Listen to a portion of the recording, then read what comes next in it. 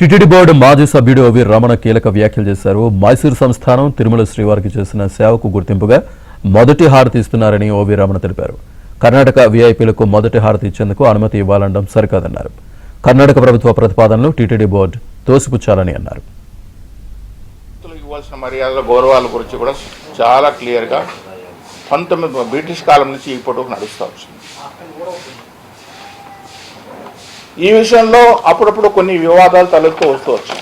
కర్ణాటక చౌల్ట్రీ ఇక్కడ ఉంది కాబట్టి ఇది మైసూరు మహారాజా స్వామికి చాలా ఆభరణాలు కొన్ని సమర్పించాడు స్వామికి.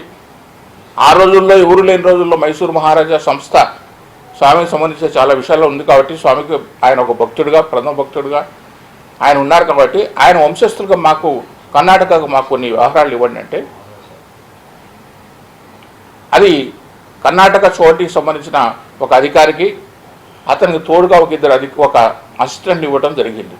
అంటే మొదటి హారతి తీసుకోవడానికి సుప్రభాతం తర్వాత మొదటి హారతి అంటే నిత్యహారతులతో పాటు నిత్యహారతులు కొంతమంది ఉన్నారు, దొంగ నిత్యహారతులు కూడా చాలామంది ఉన్నారు. గత ప్రభుత్వంలో వాళ్ళందరినీ కూడా తీసేశారు.